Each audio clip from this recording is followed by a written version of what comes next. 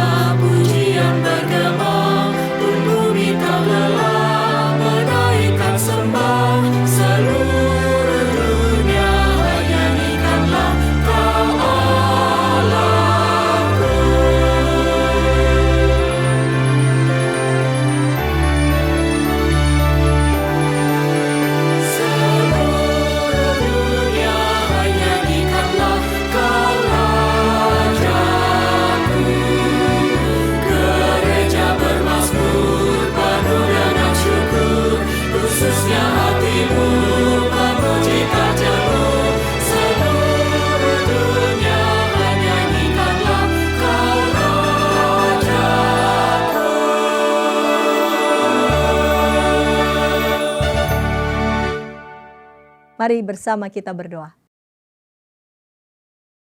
Engkau menyertai kami di sepanjang hari ini dalam kerja karya pun juga pergulatan kami. Kami bersyukur kami boleh ada bersama dengan keluarga, boleh beribadah. Bapa kiranya bimbing kami, berkati kami melalui ibadah ini, kami boleh berjumpa dengan Tuhan. Dalam Kristus kami berdoa. Amin. Doa adalah napas hidup orang beriman. Dan pernyataan itu bukan hendak disampaikan sebagai sebuah definisi, melainkan mengingatkan kita mengenai betapa fundamentalnya doa dalam hidup orang beriman. Berdoa bukan saja tentang aktivitas rohani orang Kristen, bukan saja tentang meminta berbagai keinginan, dan melainkan apakah dalam kehidupan keluarga, pekerjaan, pelayanan kita bertekun berdoa bersama saudara seiman dalam persekutuan kasih. Tuhan Yesus sebelum menuntaskan misi pelayanannya berdoa. Dalam doanya ia mengingat para murid agar bersatu dalam meneruskan karya pelayanan Tuhan Yesus. Injil Yohanes pasal 17 ayat 11 mencatat, "Aku tidak ada lagi di dalam dunia, tetapi mereka masih ada di dalam dunia, dan aku datang kepadamu. Ya Bapa yang kudus, jagalah mereka dalam namamu, yaitu namamu yang telah Engkau berikan kepadaku, supaya mereka menjadi satu sama seperti kita." Mari kita menyambut pewartaan firman Tuhan dengan terlebih dahulu kita menyanyikan Mazmur 68 ayat 1 sampai 10 dan dilanjutkan ayat 32 sampai 35.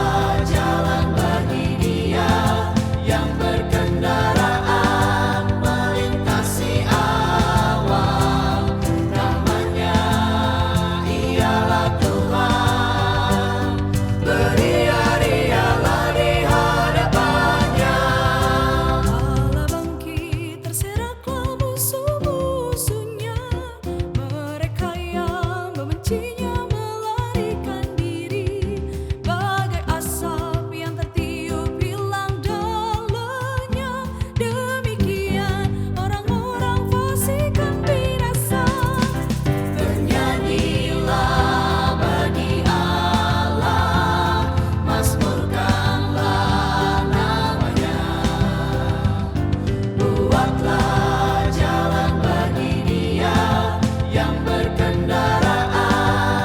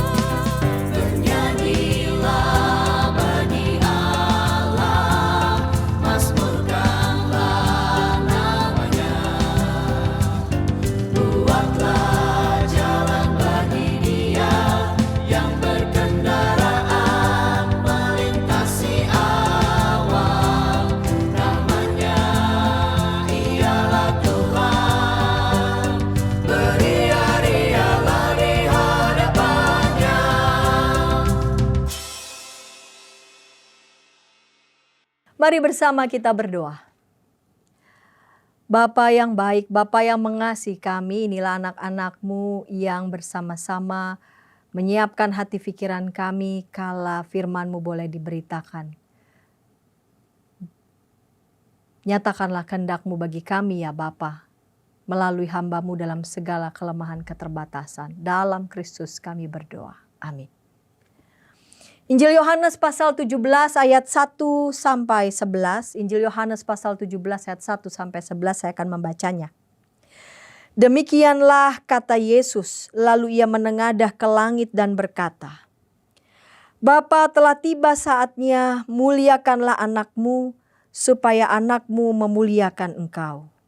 Engkau telah memberikan kepadanya kuasa atas segala yang hidup, supaya ia memberikan hidup yang kekal kepada semua yang telah Engkau berikan kepadanya.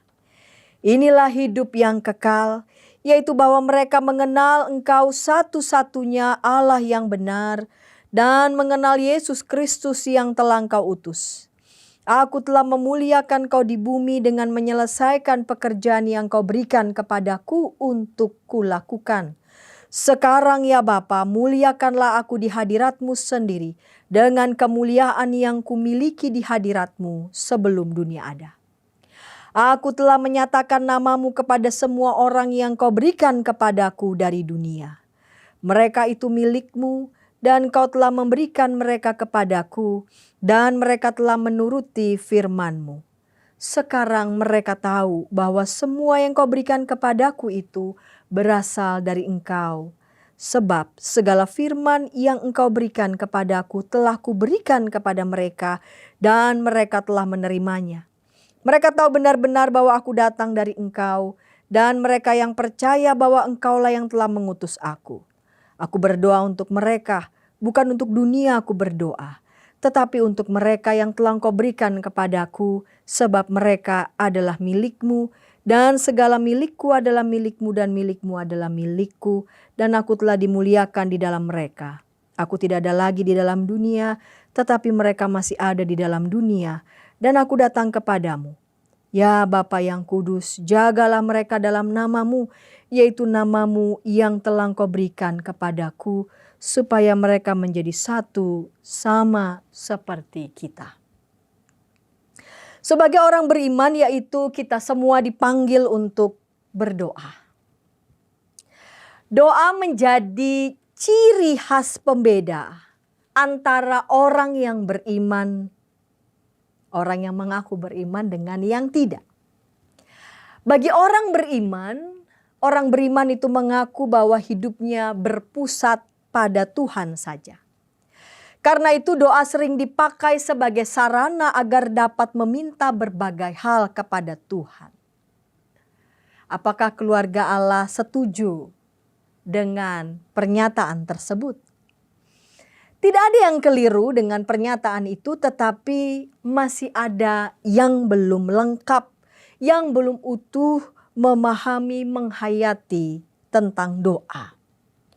Ada banyak orang berpikir bahwa dengan berdoa kita merasa menjadi lebih saleh. Dengan berdoa kita merasa bisa meminta apa saja dari Tuhan. Dan ketika permintaan kita tidak sesuai dengan yang kita mau, kita menjadi kecewa, marah. Kita sering lupa mengenai hakikat doa. Mengapa sih kita itu berdoa? Doa merupakan napas hidup, dan yang namanya napas hidupnya orang percaya. Bagaimana jika kita tidak bernapas? Apa yang terjadi jika napas kita tuh tersengal-sengal atau sesak napas? Tanpa doa, tanpa menghayati kehidupan doa, maka sesungguhnya kita sedang tidak dalam relasi yang utuh. Kita tidak terhubung dengan Allah karena kita tidak sungguh-sungguh berdoa. Dalam kesaksian kitab Injil kita menjumpai berbagai teks yang menuliskan Tuhan Yesus berdoa. Ia selalu berdoa. Juga dalam teks ini kita menemukan Yesus sedang berdoa. Ia mengakhiri perkataannya, pengajarannya sebelum berpisah dengan para murid dengan sebuah doa. Doa Yesus, Bapa, telah tiba saatnya, muliakanlah anakmu supaya anakmu memuliakan engkau. Yesus menyapa Allah sebagai Bapa. Dalam doanya Yesus mengatakan kepada Bapa bahwa saat itu sudah tiba. Saat kemuliaan, saat Bapa dan anak saling memuliakan. Dalam doa Yesus menjelang kematiannya, tidak ada nada gentar. Tidak ada nada seolah bahwa ini nasib buruk yang harus Yesus tempuh. Melainkan saat penyalipan itu adalah saat Bapa dan anak saling memuliakan. Dalam Injil Yohanes, kemuliaan Allah tampak dalam firman. Firman itu menjadi manusia, Yohanes 1 ayat 14. Firman itu telah menjadi manusia dan tinggal di antara kita, dan kita telah melihat kemuliaannya, yaitu kemuliaan sebagai anak tunggal Bapa penuh anugerah dan kebenaran, juga dalam tanda-tanda yang dikerjakan oleh Yesus. Kita masih mengingat Yesus mengubah air menjadi anggur pada peristiwa perkawinan di Kana. Kita juga mengingat Yohanes 11 ayat 40 pada peristiwa Lazarus dibangkitkan. Terutama dalam tindakan kasih Bapa yang mengaruniakan anaknya yang tunggal yang ditinggikan di salib. Yesus menyatakan dalam seluruh pekerjaan karyanya, ia memuliakan Bapa. Pokok pertama yang perlu kita hayati keluarga Allah, apakah dalam doa-doa kita menghayati bahwa kita sungguh memuliakan Bapa melalui kerja dan karya kita. Saya ulangi. Apakah dalam doa kita menghayati bahwa kita sungguh memuliakan Bapa melalui kerja dan karya kita di hari itu? Dalam ayat 2-3, Yesus memuliakan Bapa. Dan dengan demikian, dirinya pun dimuliakan oleh karena kuasa atas segala yang hidup yang diberikan Bapa kepadanya. Oleh karena kuasa untuk memberi hidup kekal kepada mereka yang diberikan Bapa kepadanya. Dalam Injil Yohanes 1 ayat 12-13 dituliskan, namun semua orang yang menerimanya diberinya hak supaya menjadi anak-anak Allah, yaitu mereka yang percaya dalam namanya, mereka yang dilahirkan bukan dari darah atau dari hasrat manusia, bukan pula oleh hasrat seorang laki-laki, melainkan Allah. Kemuliaan Allah dan anak mengalir dari pemberian hidup kekal oleh sang anak kepada mereka yang percaya kepadanya. Apakah hidup yang kekal itu? Hidup yang kekal dimulai dengan mengenal. Tapi bukan sekadar mengenal dalam pengertian kognitif. Melainkan sungguh-sungguh mengenal dengan melibatkan dirinya seutuhnya mengasihi Allah. Dan mengakui anaknya serta menaati firman-Nya. Pengenalan akan Allah yang demikianlah menjadi benih hidup baru murid-murid. Yesus memuliakan Bapa dengan melakukan pekerjaan Bapa. Aku telah memuliakan kau di bumi dengan menyelesaikan pekerjaan yang kau berikan kepadaku untuk kulakukan. Dan pekerjaan itu kini telah selesai.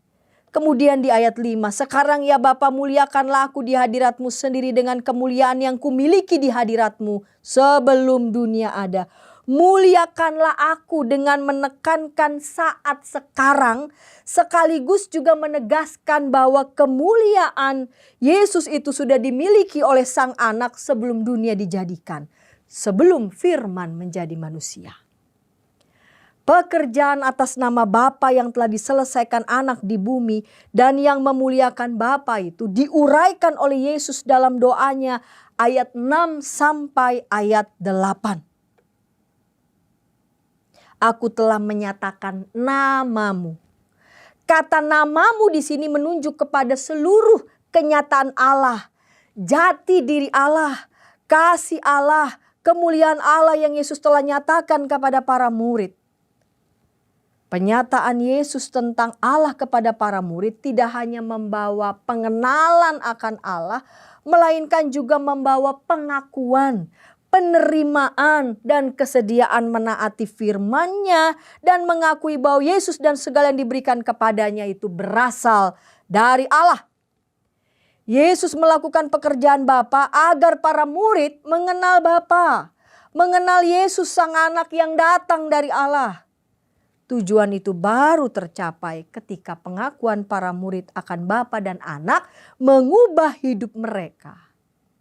Sebab hidup mereka selalu ada dalam relasi bersama Bapa dan Anak sehingga hidup mereka menghasilkan buah. Dalam doa Yesus, Yesus mengingat murid-muridnya. Yesus bersyafaat untuk murid-muridnya. Ayat 9. Aku berdoa untuk mereka. Bukan untuk dunia aku berdoa, tetapi untuk mereka yang telah Engkau berikan kepadaku, sebab mereka adalah milik-Mu. Doa ini terkesan Yesus seperti tidak peduli pada dunia. Namun bagaimana mungkin Yesus tidak peduli pada dunia? Ia yang adalah firman Allah menjadi manusia, tinggal di antara manusia. Karena begitu besar kasih Allah akan dunia ini sehingga Ia telah mengaruniakan anaknya yang tunggal supaya setiap orang yang percaya kepadanya tidak binasa melainkan beroleh hidup yang kekal. Doa Yesus khususnya di ayat 9 bukan dimaksudkan bahwa Yesus tidak mengasihi dunia. Melainkan Yesus berdoa bagi murid-murid yang telah menerima dan menuruti firman Bapa. Yesus mengutus murid-murid ke dalam dunia. Dunia dalam Injil Yohanes adalah yang dimaksud mereka yang tidak menerima anak yang diutus Bapa. Ya Bapa yang adil ayat 25. Memang dunia tidak mengenal Engkau. Tetapi aku mengenal Engkau dan mereka ini tahu bahwa Engkaulah yang mengutus aku. Sikap penolakan dunia ini tidak diberi dukungan dalam doa. Sebaliknya dunia yang semacam itu akan diyakinkan tentang kesalahannya. Dunia semacam itulah yang menjadi alamat di mana murid-murid diutus. Doa Yesus untuk murid-muridnya karena murid-muridnya adalah milik Bapa yang diberikan kepada sang anak. Dan mereka sebentar lagi akan ditinggalkan dalam dunia karena anak akan ditinggikan di salib. Yesus meminta, jagalah mereka dalam namamu. Yesus memohon agar Bapa terus menyatakan kehadirannya guna memelihara mereka dalam kesatuan. Yesus meninggalkan para murid di tengah situasi dunia yang sedang membenci mereka. Karena hidup mereka ada dalam kesatuan relasi dengan Bapa dan Anak. Dan dunia menolak Allah dan Anak. Karena penolakan dan kebencian itu Yesus memohon agar Bapa menjaga mereka.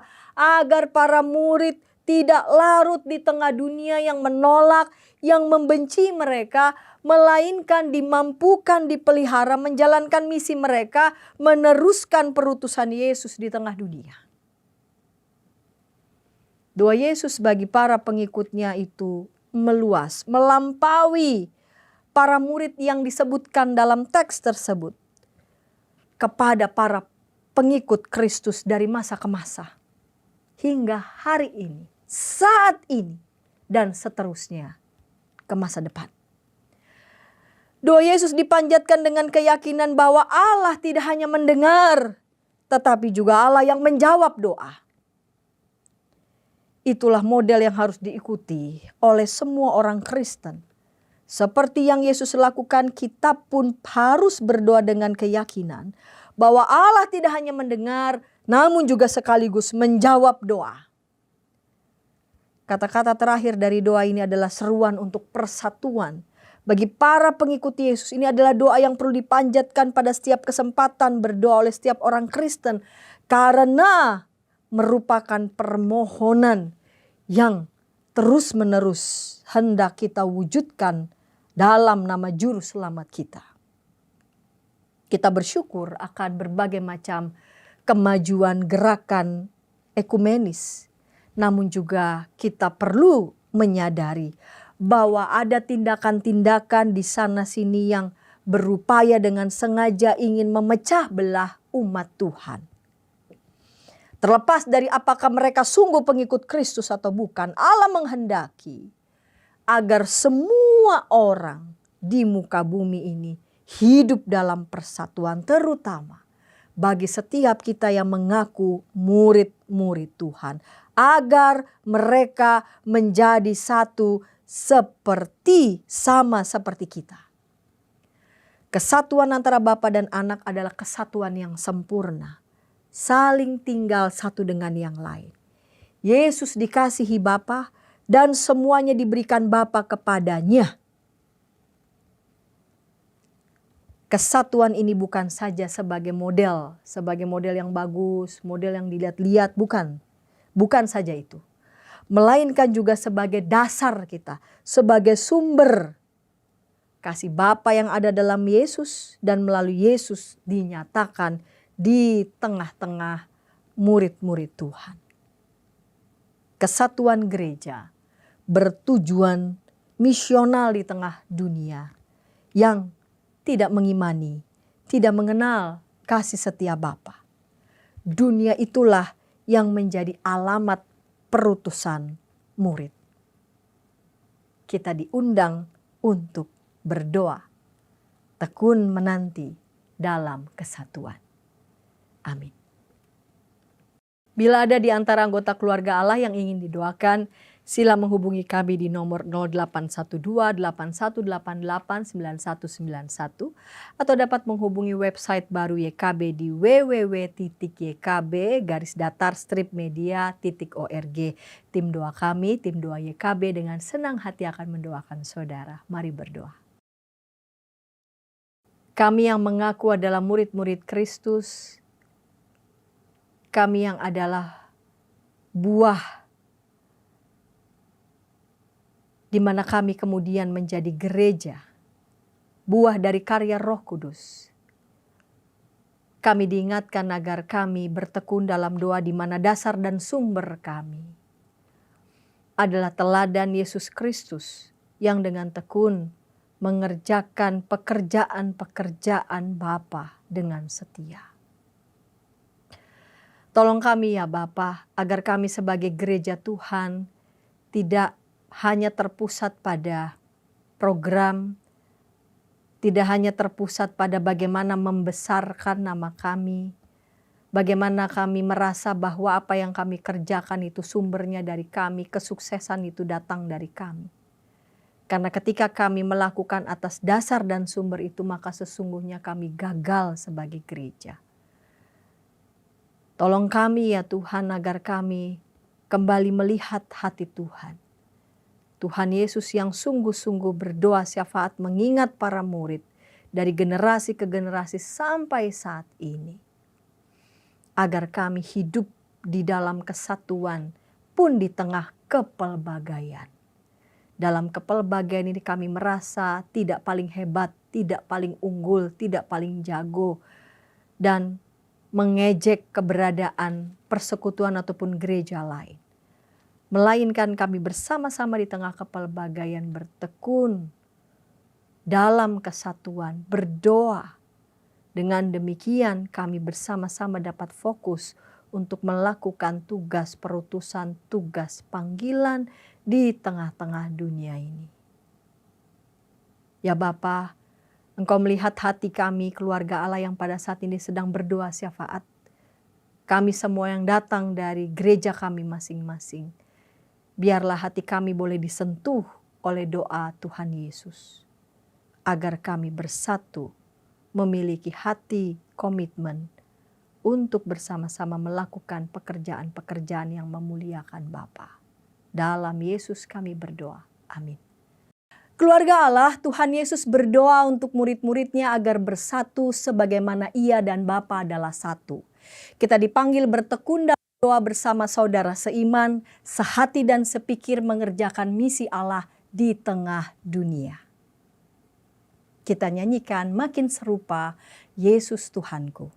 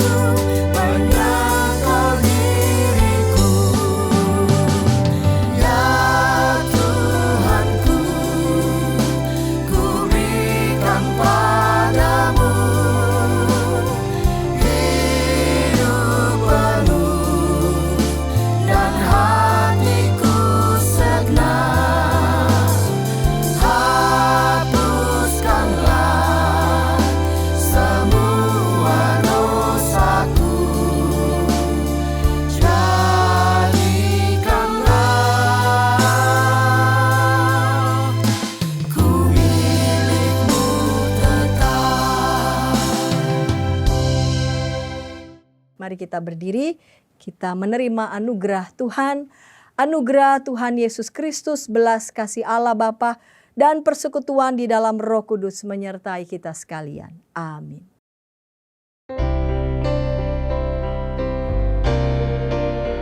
Terima kasih ya Allah Bapa, terima kasih ya Yesus Kristus.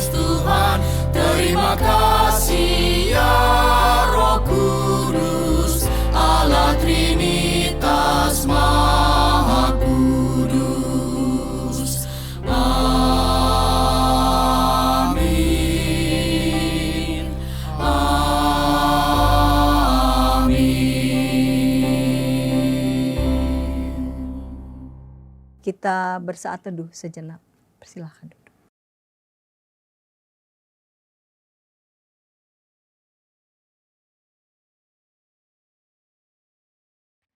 Terima kasih.